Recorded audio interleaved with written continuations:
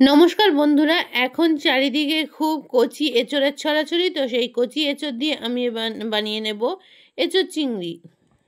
তো সেইটা আমি কিভাবে করি সেটাই তোমাদের সাথে শেয়ার করতে চলে আসলাম। আশা করি আমার সব বন্ধুরা ভালো আছে আর আমরাও ভালো আছি। আজকে আমার রেসিপিটা নিয়ে হাজির হয়ে গেছি। আশা করব রেসিপিটা পুরো স্কিপ না করে দেখবে, আশা করব ভালো লাগবে রেসিপিটা। তো চলো স্টেপ বাই স্টেপ দেখতে থাকো। প্রথমেই নিয়ে নিয়েছি এঁচোড় চিংড়ি বানানোর জন্য। তো সেটাকে আগে ছাড়িয়ে নেব, ছাড়িয়ে খোসা ছাড়িয়ে নেব। আর এই কিন্তু এঁচোড় চিংড়ির জন্য এঁচোড়টা খুব তাড়াতাড়ি কাটা হয়ে যায়, কারণ এতে বীজ থাকে না। তো চলো খোসা ছাড়িয়ে নিচ্ছি প্রথমেই। এবার ডুমো ডুমো করে এঁচোড়টা কেটে নেব। এই যে কয়েকটা কাটা হয়ে গেছে। এঁচোড়টা কেটে নিয়ে তারপরে কি করি সেটাই দেখো। যারা ফেসবুক থেকে দেখছো তারা ফলো করে দিও, যারা ইউটিউব থেকে দেখছো তারা সাবস্ক্রাইব করে আমার চ্যানেলের সাথে জুড়ে যেও। তো দেখো ফটাফট আমার কিন্তু কাটা হয়ে যাচ্ছে।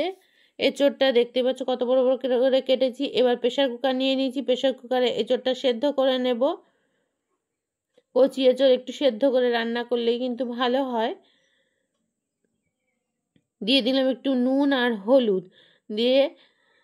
এবার প্রেশার কুকারের মুখ আটকে দিচ্ছি, দেখো সেদ্ধ হয়ে গেছে। এবার বসিয়ে দিচ্ছি একটা ফ্রাই প্যান।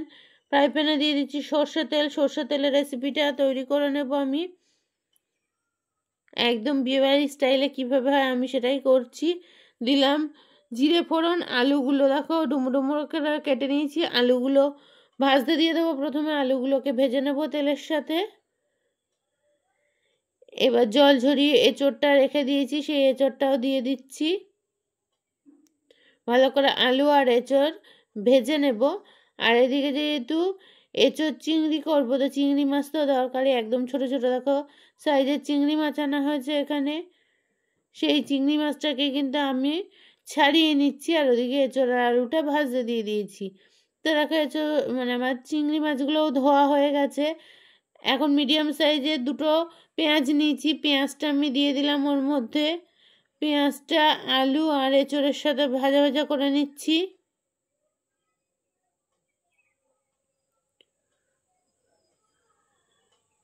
তো আমার কিন্তু ভাজা হয়ে গেছে দেখো পেঁয়াজ দিয়ে। এখন আমি টমেটো আর আদা আর কাঁচা লঙ্কাটা দিয়ে দিলাম, সেটাকেও ভালো করে আমি ভেজে নিচ্ছি। পেঁয়াজ আর আদা আর পাকা যে কাঁচা লঙ্কাগুলো সেগুলো দিয়েছি, একটু মিক্সির জার ধুয়ে দিয়ে দেবো। আর তারপরে দিয়ে দিলাম একটা মিডিয়াম সাইজের টমেটো।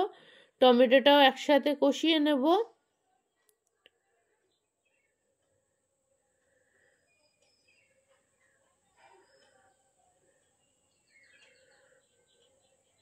মশলা যত কষানো হবে তত ভালো লাগবে। এবার শুকনো উপকরণগুলো দিয়ে দিচ্ছি মশলা, হলুদ গুঁড়ো, জিরের গুঁড়ো, ধনের গুঁড়ো,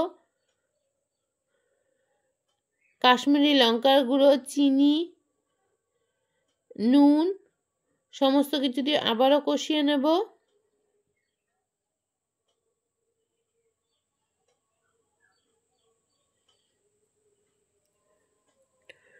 তো মশলাটা দিয়ে যত কষানো ভালো হবে রান্নার টেস্ট ততটাই ভালো হবে।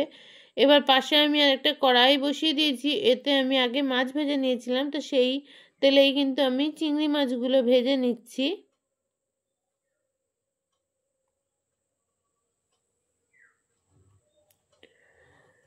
এদিকে চিংড়ি মাছগুলো আমি হালকা করে ভেজে নেব।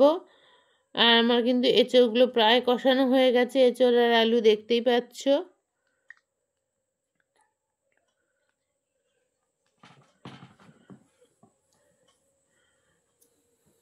প্রায় শেষ পর্যায়ে চলে এসেছি আমাদের মশলা কষানোর। এখন আমি জল দিয়ে দিচ্ছি। জলটা বেশ অনেকটা পরিমাণে দিতে হবে এঁচোড় আর আলু সেদ্ধ করার জন্য। এঁচোড়টা সেদ্ধ হয়েই আছে আগে থেকে, কিন্তু আলুটা সেদ্ধ কারণে যেহেতু এখন ঢাকা চাপা দিয়ে দিচ্ছি সেদ্ধ হওয়ার জন্য। আর এদিকে দেখো আমার চিংড়ি মাছগুলোও কিন্তু ভাজা হয়ে গেছে প্রায় তেল থেকে। কিন্তু এবার তুলে নেব আমি। তুলে নিয়ে পাশে ফ্রাই প্যানের মধ্যে যে এঁচোড় আর আলু রয়েছে তার মধ্যে চিংড়ি মাছগুলো দিয়ে দিচ্ছি। ভালো করে নাড়াচাড়া করে আরও কিছুক্ষণ রান্নাটা করে নেব। আমার কিন্তু প্রায় রান্নাটা কমপ্লিট। নামিয়ে নেব। একটু ঘি দিয়ে দিলাম ওপর থেকে। দিয়ে দিলাম গরম মশলা। আমার এই রেসিপিটা যদি কোথাও ভালো লেগে থাকে আমার পাশে থেকে যেও। পুরনো বন্ধুরা যেমন পাশে আছো সেরকম থেকো, নতুন বন্ধুরা যদি এসে ভালো লেগে যায় আমার এই রেসিপিটা তাহলে আমার পরিবারে চলে এসো। আর তৈরি হয়ে গেছে আমার এঁচোড় চিংড়ি। এই এঁচোড় চিংড়ি দিয়ে কিন্তু এক থালা ভাত কিন্তু অনায়াসে উঠে যায়। কালারটা কতটা সুন্দর হয়েছে বুঝতেই পারছো।